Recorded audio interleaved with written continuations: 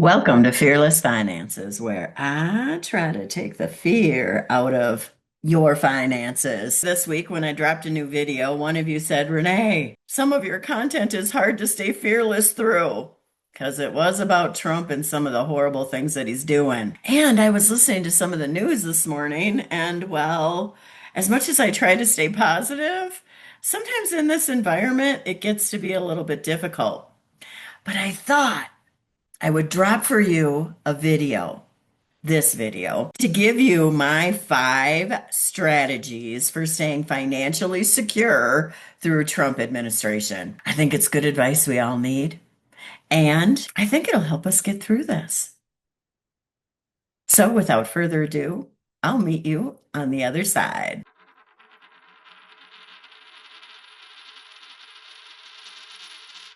Number 1, keep saving. Keep saving as much money as you can. Make minimum payments on your debt and put as much money away as you can. This is a strategy that I started this channel on, and it's part of my very first video, and there's a lot of content on this. And if you listen to somebody like Dave Ramsey, I think you should know the advice that he gives you isn't always right.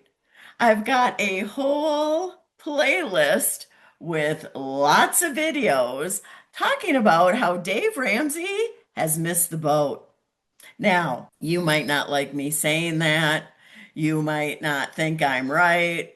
Okay, I'm just telling you that there's other strategies to explore to reduce the cost of your debt and to save more money.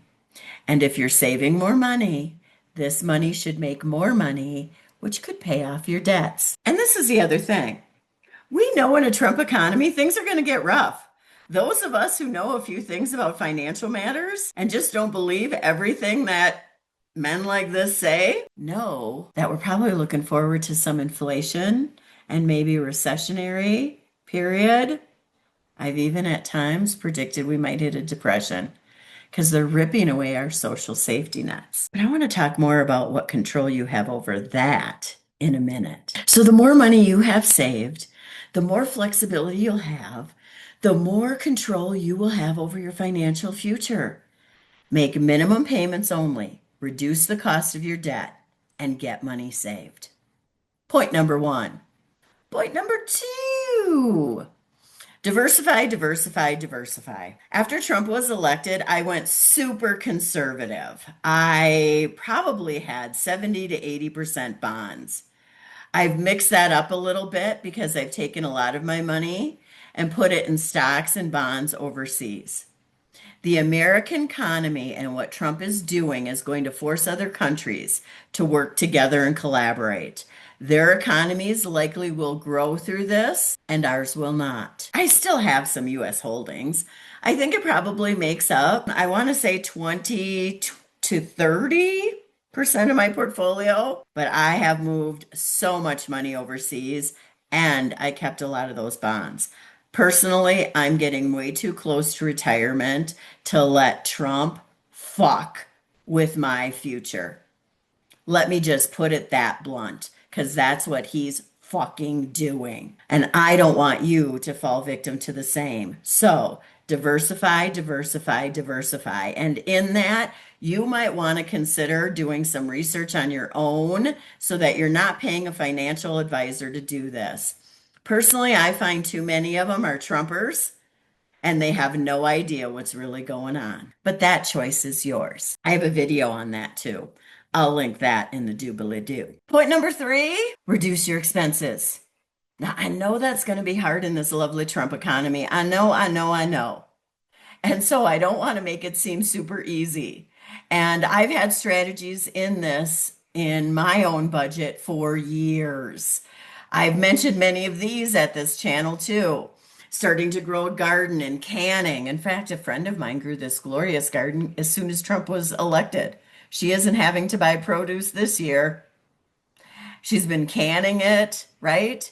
I moved to Mexico. I'm going to have a whole bunch of videos about the cost of living down here and how much money I'm potentially saving in order to do that. And I'll also have some travel videos because Right now, I'm recording this from an Airbnb in Mexico City. I don't know what your budget looks like, but the more money you can save or the more you can reduce your expenses so that you can save, the better off you are. Now, your health insurance, and honestly, all forms of insurance. The Trump administration is going to ensure that all of our insurances are going up. Under the Affordable Care Act, people were afforded tax credits. Joe Biden had increased those through COVID. Republicans and the Trump administration is rolling all of that back. I know they're talking about some crazy prescription drug thing that they're going to put. Everything they're doing is not helping our economy. Okay. I'm just telling you that. I don't know much about it because I heard Peter Navarro talking about it the other day. They're not going to help you financially. They want to keep workers as minions and make people richer. That is their only objective. So, anyway, back to reducing the cost of insurance. It's going to be really difficult.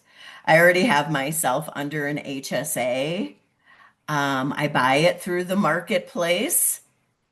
I'm looking forward to having to pay more for that. And even though I live in Mexico, this is important, muy importante, and I can get my health care here for cheaper and a lot of prescription drugs for cheaper. I still am going to keep carrying my US insurance because it's just too important to make sure that we have that protection. If something were to go horribly wrong with your health or your home or your car, right? You want to be having adequate insurance. What is adequate can vary. I have an HSA, a health savings account, which means I do have a higher deductible, but I can put money in a tax deferred, tax deductible savings account to pay for my medical expenses, which is what I do. But I'm looking forward to that plan even increasing in costs and maybe even having to get another higher deductible. And this is exactly why it is super important to have money in savings. Because if you even have a high deductible, you're going to have to pay for that. By the way, under the Affordable Care Act, and I don't think the Republicans changed this, most hospitals are considered nonprofit and have to give you a discount on your health care. This is reminding me I should do a video on that too. So I will, and you'll be able to watch it. But if you have comments or questions about that program, getting reductions on the cost of your health care, note them in the doobly-doo, and I'll be sure to answer them for you. So, we've got three main points so far. Save. This means making minimum payments on your debt and putting as much money away as you can. Point number two, diversify. Look at your portfolio and try to move stuff out of the United States and maybe even out of the stock market. Point number three, reduce your expenses so you can save more. And this includes for your insurance. And don't give up on your insurance. Muy importante. Which brings us then to point number four. Stay informed about what's going on.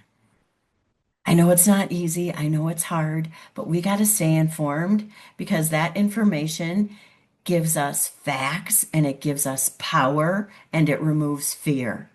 Well, maybe initially it feels a little scary. I get it. It does. People may say ignorance is bliss, but it's ignorance that brought us Donald J. And we, moving forward, the more informed we are, the better political decisions we can make for ourselves and our family, which then brings us to point number five. Do whatever you can. I don't know who you are. I don't know where you are. I don't know what your background is in, and I don't know how comfortable you might feel in getting involved in certain levels, but whatever it might be, please do it. Walk over with some cookies to your neighbor. See how they're doing, even if they voted for Trump, and tell them something new you learned that can help them in this Trump economy. I don't know what it is that you might be able to do. Oh my gosh, I saw somebody who like brought out 100 Costco hot dogs to the homeless. Kind of a very nice gesture, considering we have our military harassing our homeless under Donald J. Super use of tax dollars. That music that was playing behind Linda McMahon during that C-SPAN interview, that's rich. So even if you might want to be a little passive aggressive with your action, please do. And support the people who are moving and trying to do something to get us out of this. I've said it before and I'll say it again. 3.5% of us can change all of this. As long as we stay in a concerted effort, that's what we can do. And I'll put that information down in the doobly doo. Thought about taking this one live. Because I've been thinking when I'm going to give out financial advice like this, let's just do it live. And I've been trying to think of a good time to go live. I'll have to look at my stats and see when most people tune in. But if you'd like to see those live sessions, please note those in the comments below. And please look through the doobly-doo, the description, to get some of those other videos to help you secure your financial future in this Donald J. economy. If you got any value out of this content, I encourage you to subscribe. I would love to see you back here. And if you like this video, it will get out to other people so they can be helped by this financial advice too. And here are a couple of those videos that I mentioned that can help you get off to a good start. I'll see you there.